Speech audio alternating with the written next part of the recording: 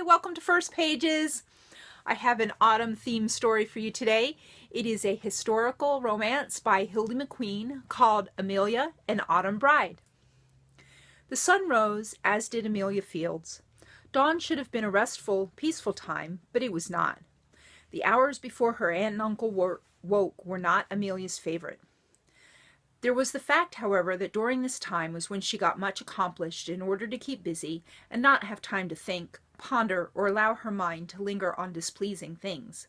Everything had to be just so. Amelia assessed the items on the shelf for a moment and then adjusted a small vase to ensure the spacing remained the same as the other items. Out of the corner of her eye, a book sandwiched between two others stood out. It was too tall. She rearranged them so that they were in order by height. "There," she whispered out loud. Her hand trembled when spotting the portrait on the same shelf. This was not the time to think about how much had been lost.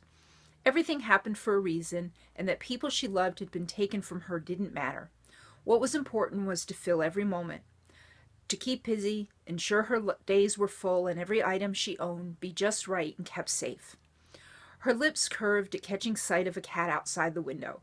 In the garden beside the house, the cat was curled into a ball, enjoying the quiet time of day. It could be that one day that she, too, could sit in silence without memories and sadness assaulting.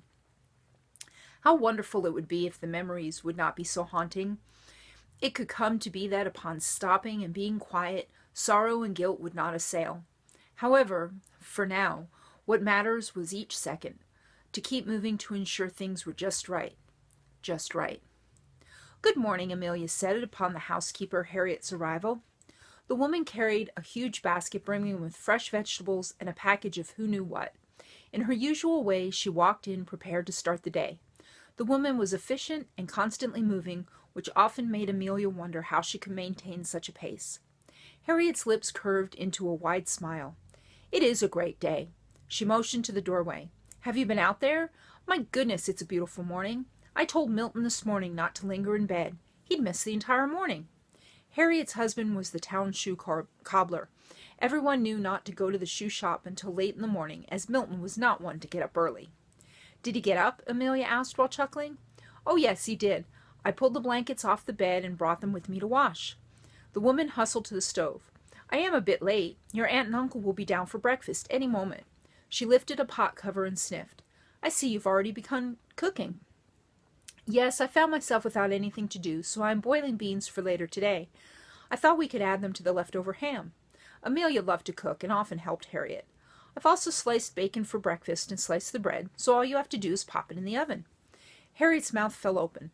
"What time did you get up? At this rate, I'll be showing up to eat breakfast and not cook it." Not wanting to worry the hard-working woman, Amelia went to the table and sat. "May I have tea, please?" "No, you may not. Not until I get the bacon started and table set." Harriet picked up a heavy skillet, waving it at Amelia. "You need to sleep more." An hour later, her uncle left to go to work at the bank, and Amelia remained at the dining table with her Aunt Camille. Although she itched to help Harriet, it was best to allow the fussy woman to do her job. Her aunt studied her for a moment. "It seems strange not to have Bible study today. We should plan it for this afternoon here at home. After the fiasco of Robert's wedding, Pastor Miller hasn't been as trustful of people using the church when he's out of town." "If I remember correctly, he said they were building a new small hall for meetings and such," Amelia offered. Outside the window, the wind picked up, and the tall, flowering pink camellia bush swayed side to side. A few people walked by, probably headed to the mercantile. Amelia liked living in the center of town where she could watch the comings and goings. It would be another warm day as summer came to an end. "The orange cat has made its home in the garden. He or she is quite content to sleep in the sun all day," Amelia told her aunt as she reached to refill their tea. "We should name it." The fact she'd been feeding it and had set up a sheltered area for it to sleep was best kept to herself at the moment. "I had a cat when I was a child. It was such a smart animal," her aunt said, surprising her. "Her name was Sunflower." When her aunt sighed, seeming to be more in the past, Amelia once again peered out. "I will go see about getting started on the weeding. The best time to do so is while the day is young. I may even coax the cat to allow me to pet it." "Before you do that, please go to the mercantile and fetch the thread and yarn I ordered. It should be there." Camille let out a dramatic sigh. "I do not plan to go outside today. I have so much to do with winter coming up and all. It was useless to point out winter was months away and her aunt had more than enough shawls, hats, and mittens made. They'd have a charity event in a few weeks, and warm clothing would be given to the poor in the area. I will ask Harriet to accompany me. Sorry, dear, you'll have to go alone. Once I finish here, I have to hurry over to Olive's house. Harriet rushed in, picked up the plates, and headed back out. Camille's mouth formed a tight line. Who all is going to be there, Harriet? I'm not exactly sure. Probably just me, Eudora, and Mrs. Withers, Harriet continued while walking away. I see. By her aunt's snappy response, combined with indignant huff, something was amiss. Instead of being pulled into whatever falling out her aunt had it that week, Amelia pushed back from the table. Best I get started with the weeding. After that I'll go to the mercantile. I may go by and visit Sarah while I'm out, she said, referring to her cousin Robert's wife. Robert was her aunt and uncle's only son. By the time Amelia left the house, there were more people about. She'd spent longer than expected in the garden since the cat was there to greet her. After weeding, she took her time changing from her soiled dress into a serviceable one. Excuse me. For the most part, she preferred to dress in subdued tones. No use in getting more attention than necessary. Likewise, her hair was always parted down the center and pulled into a bun at the nape of her neck. For one like her, whose destiny had been predetermined by fate, it was best not to give in to illusions or expectancy. There would be no husband, no children, and definitely no other place to live than with her uncle, who'd graciously extended the offer for her to move west. Her life would be one of companion and assistance. Once her uncle and his wife Camille grew too old to care for themselves, she'd be there to help them. Excuse me, Miss Camille. Randy, a young boy, appeared, his freckled face scrunched up as he looked up at her. Ma said to tell you to stop by. He ran off before she could answer. The boy's mother, Charlene, worked at the apothecary. It was just as well she did plan to stop by and see about peppermint for whenever her monthly courses came. She'd always suffered from pain during that time, and it took strong tea and a hot brick to help her get through it. Good morning, Amelia, Pearl Sullivan, the mercantile owner's wife, called out when she walked into the large store. I was wondering if you or your aunt would be by. I've had her yard for a few days. The interior of the establishment always fascinated Amelia.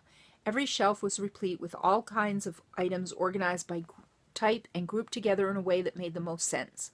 The front portion had fresh produce, grains, and beans. In the center of the store were household items such as fabrics, notions, pots, and items used for everyday life. Toward the back, the Sullivans kept bags of flour and rice. There were also shelves of personal items such as razors, powders, soaps, and brushes. Sullivan's mercantile had a distinct smell, the mixtures of spices and perfume soap. The air was pleasing, and although the interior was not bright, there was plenty of light from the front windows. While making small talk with Pearl, Amelia browsed her favorite shelf. The shelf was to the right of the counter. A dainty box, decorated with realistic-looking flowers, caught her attention. Frivolous, she whispered. Some pampered woman who received the tiny box as a gift would be thrilled, of course. However, in Amelia's opinion, it was wasteful to spend money on things that had no purpose. Anything else for you, Amelia? Pearl asked, her eyes moving past to the man who entered. Gerard, good morning. Morning, Mrs. Sullivan, the man replied, and went directly toward the back of the store. Gerard Cullen was tall, wide-shouldered, and muscular. He walked with assuredness that took people's attention. With long hair to his shoulders and a thick mustache and beard, it was hard to see what he looked like.